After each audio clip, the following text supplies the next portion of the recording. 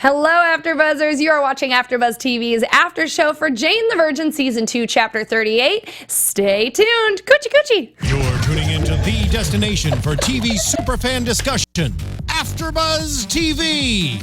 And now, let the buzz begin. That's right. I said coochie coochie. Hi, guys. I'm Kylie, your host tonight. Unfortunately, Steffi G is out sick, and so is Sam. So send them some love on Twitter. You can follow me on Twitter at the Kylie Hodges and check out my lovely co-hosts. Hey guys, I'm Sean Overman, and you can find me at Sean Austin O. That's SeanAustino on Twitter and Instagram. Yay! And I'm Francesca, and you can find me Twitter, Instagram, XOXOCESCA. Welcome, Francesca. Thank you for joining us this week. So good to have you Happy here. to be back. I loved this episode. I thought it was so funny. I think it's hysterical that they had Charo as a cameo. That's who you were hearing play music in the background. Thank you, Charo. And I loved the biblical references. I thought that was really funny. Especially very after Easter fitting. weekend. Yes, it was Easter yesterday for all those Catholics out there, just like Jane. Christians in general. Oh yeah, I guess Christianity, not just Catholic. Sorry, grew up Catholic. Don't really do anything about it now.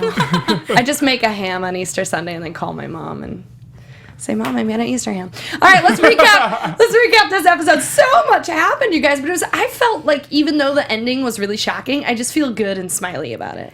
There's definitely a lot of really good, feel-good moments. Yeah. Little bromance, a little girl-mance. Girl-mance. The love romance. Yeah, it's very good. Yeah. So I want to start out by talking about Alba and her little fling with Pablo Alonso Segura. Segura. La maldición. The curse.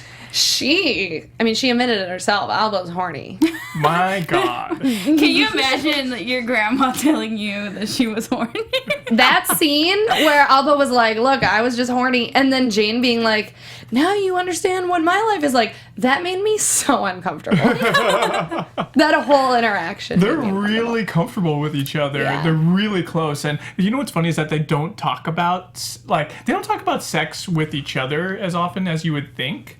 Especially because she's a virgin. It's just like, it's kind of like a normal thing for them to just like mention it every once in a while. It's just like, eh. Well, it's funny because I feel like Zoe is always trying to encourage Jane to have sex. Yes. Which is hilarious because my mom was not doing that. I don't know a mom that was encouraging her daughter to have sex, but I also wasn't hanging out with 25-year-old virgins living at home with their mom who was like their bestie and they also had a baby. Yeah. It's not really a normal circumstance. No, they Just a little bit off. Their family just really stays all in that household, which is crazy, and that's why this episode is so important because it's getting Jane out of the house. Yeah. Which is funny because Before Xiomara. before Zoe, she still is staying there with Abuela. Yeah. And that made me a little sad. I even said it to you guys. I want Jane to live at home forever. Because I like the ladies' dynamic in the house together. But at the same time, they do need to grow up. Mm-hmm. However, with Alba, I do want her to find some love. So I was really sad to find out that she went from being hesitant to falling in love to falling head over heels in love Right. to getting engaged, which I was super excited about Alba getting married, to finding out that Pablo's a player and ending it. Which is... Oh, sorry, go I ahead. was just going to say, you can't trust anyone with a mustache like that. That's a big old bigote, that's for sure. We joked about that mustache last week. It looks like a Lyft mustache, like the car Yes, we service. did. That's It's a his shadow. job. That's how he got to their house. Yeah, that's how he did. Oh yeah, on the car had a mustache. on it. Work visa for Lyft. It must have been. That's hilarious. So yeah, let's talk about Xiomara. She didn't have a crazy amount of plot time this week, but she was feeling pretty cozy living at the hotel, which I gotta say, I would be the same way. Mm-hmm. She felt like a queen, just signing away like, oh, here comes the food. Oh, it looks great. They gave me 2 of these. Oh, how sweet of them. Da, da, da, da. Sign the They bill. know I love Chipotle aioli or Chipotle mayo. How nice of them. I am surprised that she is so over Rogelio. Yeah. Is Rogelio feeling this? He's not feeling the same. He mentioned that he thought that she would miss him. Yeah. But she really hasn't talked about him that much. No. And I thought by Rogelio keeping his distance, she would start to realize how much she misses him. And we haven't really seen that yet. or maybe it won't happen. She is pretty quiet about it. I think the show's focusing on just a bunch of other aspects of it, because in the previously on Jane the Virgin or whatever, we had a clip of her alluding to missing him. I can't remember. It slipped my mind as soon as I started talking. But I don't feel like she's like over him completely. It's just there's a lot of other stuff going on right now. Yeah. I feel like this is the first time with episode or chapter 38 rather that we get to see that their relationship, Zoe and Rogelio, is kind of mirroring Jane and Raphael's relationship in a way, because it's like they're together for a bit, and like it was like there's that big gap that. Well, even though there's like decades, right? And they get together and they're dating, but then it's like, oh, we're apart now. And then we're just choosing not to be a part of each other's lives in the romantic sense. Interesting. I never put those two together. But I also kept thinking the whole episode, the wedding's going to end up at the Marbella. And even though that would be weird, because that's Yeah. her baby daddy's place, house, business, everything. But I feel like the show just centers around it, so it makes so much sense. Also, I feel like, I'm just completely jumping ahead of predictions, but I feel like if and when this wedding to Michael ever happens, that's when Rogelio and Xiomara would get back together, if they do. Yeah, well, like when the three of them were all together at the end, she said, both you guys are getting married. Maybe I need to step up my game. So, but I feel like she still seems there. sad about that. That was a sad comment. It was a sad comment, but it wasn't like, I don't know, I feel like we would have seen more emotion from her if she was thinking, like, maybe I should try things with Rogelio again. It was kind of like, I guess I gotta be on the prowl. I don't know. That's how I interpreted it. All right, so then I'm wondering if the subsequent episodes of this season, or even just bleeding into next season, is going to be Zoe going out there and dating. Which would be interesting. That would be kind of like funky. To see that. Hashtag early predictions. Yeah. 2 minutes into the after show and we're predicting. I actually would love to see Xiomara dating, but ultimately, obviously, I want her. Well, do you remember? Together. I don't know if it was this season or last season when she was dating one of her dance kid's dad, and he was like shorter than her. Yep, forgot about that.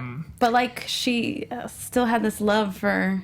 Yeah. Rogelio. Oh, yeah, I forgot all about that. Well, he was really good looking, though, so maybe she could date him again. Yeah, give some love to the shorties, though.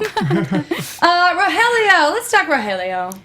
Bless his little heart. I love him. I loved the part of this whole episode where he was making references to Lauren Conrad. Elsie says this. Guys, Elsie I'm a basic girl who, no, I'm not engaged. Yes, I have a secret engagement Pinterest board.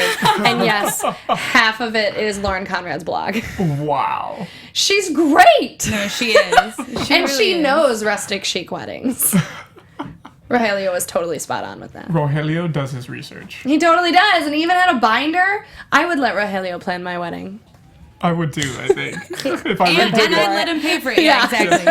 Rogelio, please. I mean, he's so excited. He's texting his BFF Michael all about it, getting himself in trouble with Jane. But I like how Xiomara like talks to her and says he's really excited for you. He missed out on your quinceañera, he missed out on your communion or whatever, all that stuff. Mm-hmm. So he wants to show off, bring all his friends, make it a big party. Totally. It's really cute.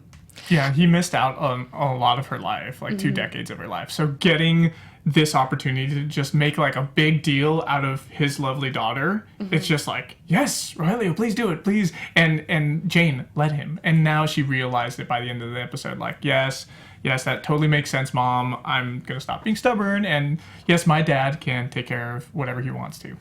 What do you think the hashtag's going to be for their wedding? Oh, boy. I didn't even think about that. I don't know. Hashtag Jane and Michael forever. It's got to be, Rogelio's going to think of it, and it's going to be something absurd. His name will be in the hashtag, too. I was just trying to think of It'll be like, hashtag Rogelio's daughter gets married. right? It won't even have Jane or Michael in it. One thing that I really like about this show is that I feel like I'm going through it with Jane, and obviously we're always seeing things through her eyes, like with the, today was the talking animals throughout the houses, and like, if she's seeing something in a rose-colored lens, then the camera cuts Right. to everything being rosy. But I feel like I'm also coming to terms with things at the same time that Jane is, because at the beginning of the episode, I was like, Jane is going to have a low-key wedding. It's going to start out being planned huge, and then she's going to say she wants a low-key, and it'll be low-key, and it'll be great and awesome. And then when Zoe talked some sense into her and was like, your dad loves you, he just wants to show you off, then I was like, oh, you're right. Yeah. She should have a big wedding for him, but for her too. Like, I just feel like I'm going through this as Jane with Jane. Right. And so my realizations are basically just Jane's realizations. Yeah, I don't know if you guys noticed, there was like a theme throughout each character's like storyline about tell me what you think about it later, consider it. Everything was like, consider it, think about it. And so that really kind of plays into it, because same thing, like for example with Michael and Raphael, or well with the whole moving situation.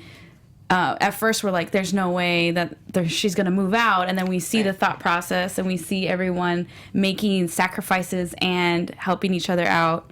And we get to it. So yeah, you go with them through the whole episode. Totally. Yeah. I thought it was really cute how they were house hunting this episode. However, who gets a realtor to rent an apartment?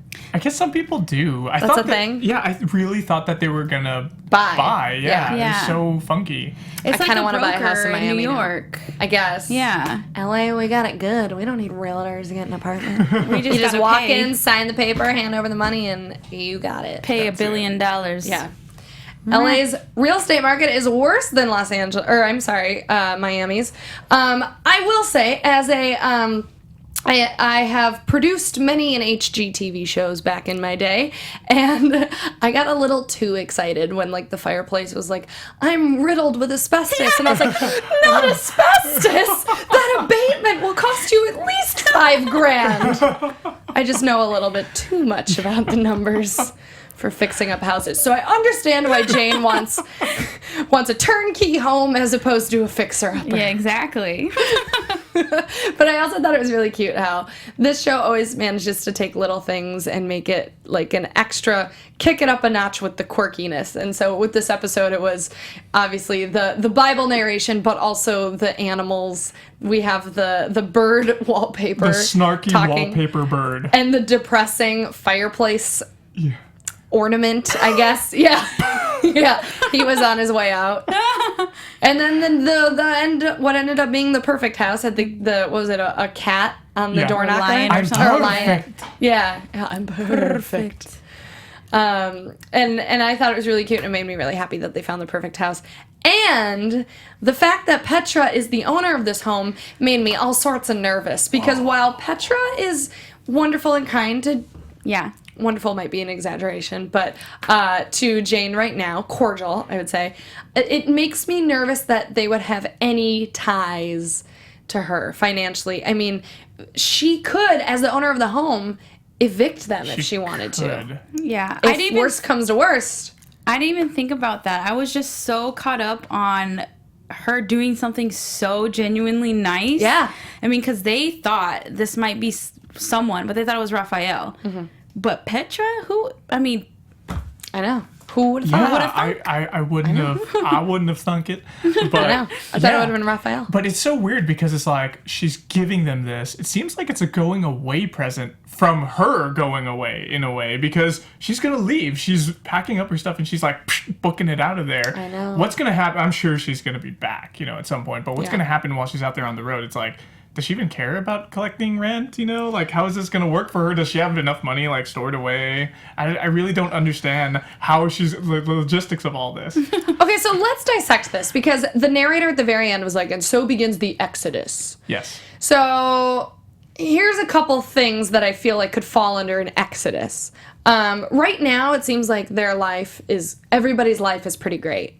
Jane and Michael are happy. Mm-hmm. Mateo's great. Raphael and Michael are on pretty good terms. Jane and Raphael are on pretty good terms. Rogelio and Zoe are rebuilding their relationships. But also, Raphael and Michael are doing the secret investigation with Derek, and he seems shady, and he also seems like he could cause some serious issues and could be connected to some really bad people. And by him being in the Marbella and being close to Mateo and Jane and Raphael, that could really cause some problems. On top of that, Petra, I feel like the exodus isn't just her abandoning her babies. It's her having a meltdown. Raphael's her baby daddy and her ex-husband. She can really ruin his life, and that would bring down Jane and everybody else with it.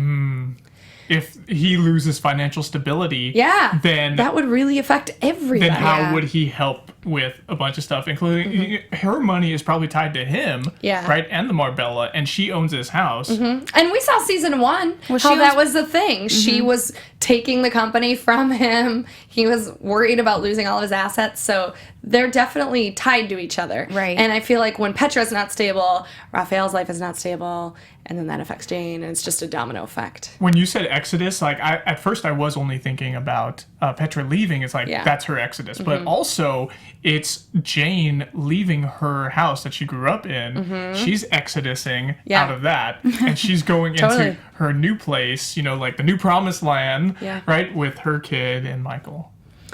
So, do you guys think that Petra would actually leave her babies? And if so, who do you think she would leave them with? Oh my gosh. I know. So that's exactly my thought when they said that at the end, because I'm like, she can't not be in the show, right? So no, she will for sure. I feel like follow her adventure, right? But we didn't see the babies when she was packing either. No. Do you think she would just leave them with Raphael? I think she's gonna leave them with Raphael. They have those two nannies. Got the nannies, or 20 of them, or however many. Yeah, he could hire whoever, right? So I feel like those two nannies could take it at first, but I feel like Jane is gonna have sympathy, and she's probably gonna want to take them into her fold. I'm sure she'll step in, but you have to think about Petra's mom. Just like, she's the most evilest person ever. Magda is like Captain Hook with like a bad facelift. She's Captain Nub right now. Yeah, you're right. Her hook is missing in jail. So she grew up with her mom and found out, like, you know, all these things about her mom in, you know, the last episodes she's done. Then she killed this person. And that's kind of all Petra had, like, growing up. So even though she knows her mom's crazy, like, she's really taking what her mom said to her to heart.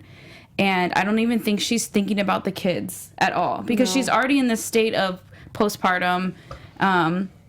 So yeah, she's making Raphael can deal with it. She's making such a huge leap, and instead of talking to people about it, like, she could have talked to Raphael or Jane or anybody else. Like, she really doesn't have any friends, though, right? No, Jane is her friend. What's the word to use at this moment? Friend. Yeah, that's what Jane used, right? My friend, right?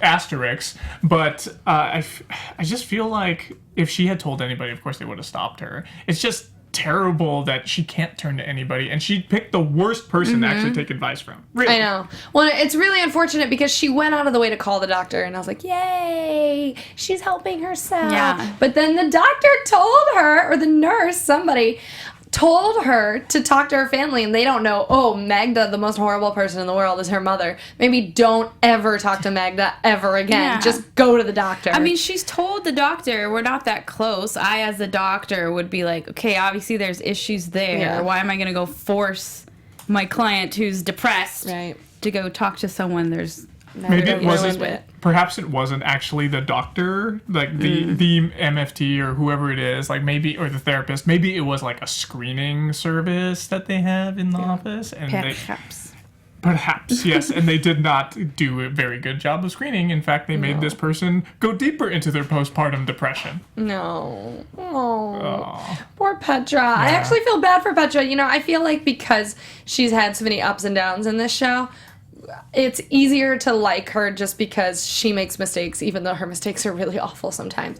You can relate. We feel a lot of sympathy for her. Yeah. I felt so bad for her, like walking in the hallways, like half asleep. She was like a zombie. Yeah, I was just like, why is she holding all those papers? Like, what is that? Like, was she working on something? Is that her, like, I don't know, is that her finance stuff? Is that, like, her work that she's just taking with her at 1 o'clock in the morning, like, going through the halls? It's just like, what what are you doing? Like, shouldn't you be asleep with your babies near you in the same room? I don't know. I thought we were going to learn that she was roaming the halls like that because she was, like, pill popping. Like, she was, like, self-medicating. And that was going to get real juicy. And then the next episode would be Petra goes to rehab. Right? It's so sad because this is all coming from that she inseminated herself with the sperm, and it wouldn't have happened. It wouldn't have gotten to this point. She thought that this was the thing that would bring them together, but it's making her. It didn't do anything really for her. Well, it has brought her and Raphael closer. A little bit, but probably a lot closer. Yeah. But not to the point where, okay, let's get back together, let's get married again, let's like really have a family. She doesn't even want this family. Well, and it's funny because when she was very pregnant, Raphael kissed her. And then she was the one that pushed him away. Granted, she was very pregnant. And didn't she already know, too, that... Oh, wait, no, she didn't. She was told like, Jane. you're not over Raphael, or you're not over Jane. Yeah. Which, that's true. Nice and true. But, the whole reason she stuck the turkey baster up there was to get some loving from Raphael. So, she's wizened up, I guess. Yep. Or maybe not, because now she's packing her bags and listened to her mother, which I feel like if she was in a clear mental state, she would know, I can't listen to my mother. She's a bad person. She's in jail because she murdered somebody. If she had told... Tried to kill Jane's grandma. Had she told the screener on the phone, yeah, my mom's a convicted felon and she's in jail. Should I still talk to her? Yeah, should I talk to this murdering homicidal woman? Should I listen They'd to be her? like, maybe not. It was really sweet, though, that she's the owner of this house. It was like, oh, Petra. Yeah. One final... Give them cheap rent. A final act before she does her exodus. Yeah. Oh, gosh. All right. Well, I just want to predict some more. So let's just jump into predictions. Now, your AfterBuzz TV predictions. So I just want to go down the line and predict for each person. What do you guys think is going to come next for Alba? First of all, I want to say we didn't mention this, but I loved how she stood up for herself when she heard what the girls saw. Totally. And she did not care that anyone in the lobby was staring at her, and she told him off. But I really think she's going to start getting out there and dating, maybe go to some bingo nights or something like that. Oh, my God. Whatever happened to that one guy she really liked in... Cheech or Chong, one of them. The priest? Yeah. Oh, He was a priest. priest? But yeah, he did I kind don't recall of... this That was guy. season 1. She met him at the gym. The gym? Was it He the was like... gym? Yeah. It was like... Yeah. And I think it was Cheech Marin. Oh, God, if it was Chong, I'm going to get a lot of he hatred. was- No, yeah, I think it's... I think it was So Cheech. he was a lot shorter than her, right? She's Was a he? pretty tall woman, isn't she? I feel like every time they interacted, they were like... They're like equal in height. Yeah. Oh, they probably... Okay. Because he was like on the cycling, the bike. Yeah. And that just sort of like fizzled out, which is Yeah, so maybe... too bad. She needs a new man, a good man. Yeah. And it was really, and the thing is, we saw these flashbacks of her when she was a young newlywed and she got her house with Mateo. I and really like those flashbacks. I love this them. episode. So cute. And I liked how it translated. It basically was a very fast version of her whole life leading up to Jane having her baby. But I think that just shows that Alba has super high expectations for everything in her life and everybody else's life. And so I really want Alba to find like her next Mateo. Yes. You know? Yes. Everybody deserves a good Mateo. I agree. Oh, Alba, we love you. So Pablo, you're out of the picture. Yes. Go back to Venezuela. Do you think Or he's is going to he? be gone? I feel like he could. I think next episode he's still going to make somewhat of an appearance. Maybe. Yeah. He is the curse, so Yes. he could He's going to stick around. curse the wedding. Oh. Oh, how funny is it that they explained how the curse happened? Am I right? The technical side of things where there was Yes. a drip that shorted out the What about electricity. the 3 doorknobs, though? That Yeah. is pretty crazy. That's But crazy. you know, okay, so it's predictions, right? When I was reading the comments that you guys wrote on last week's YouTube of the show, and someone was saying that there's gonna be a wedding, that production, whatever, said there's gonna be a wedding. So at first I thought it was gonna be Alba. and Pablo, but now that you just said maybe Pablo's kind of gonna stick around, maybe there could be some curse that wouldn't make it that Jane and Not saying, Yeah. and I'm not taking teams or sides on this. I'm just saying that I feel like maybe the wedding might not go down, and that could be a reason why. Yeah, I mean, I think that the writers are definitely going to milk this whole wedding planning storyline for a while. That's just weddings bring so much drama. At least 4 more episodes. Yeah, Until the season finale. And season finale could be the wedding, or it could be almost the wedding, and then something happens, and the wedding never happens, and then we go into season 3. Yeah. So It'll be like there's a lot to work. It'll with be that. a big cliffhanger Yes. at the wedding, like actually during the ceremony, Yeah. and then that's where it's like, whoop, next season. Yeah. Weddings are a Totally. good place to leave season endings. Yeah, totally. What are you guys thinking about Rogelio and Xiomara? You guys think they're going to get back together? I think they will eventually. I really do. Yeah. I hope so. I Yeah. think they were good together. Even if she does go and date, I think it's gonna be something similar to like we were talking about earlier about Jane and Michael, how they were really good, but they had to like separate and date other people and see what else, so that their reunion is like really special, right? So Even maybe that's stronger. what's gonna be with Zoe and Ro. Yeah, It's that's so right. cute together. Hashtag Zoro. Kylie wrote Zoe and Ro on the board, and I was like, oh, it's so cute. Roso, that would be their couple. Roso. Zoro. Zairo.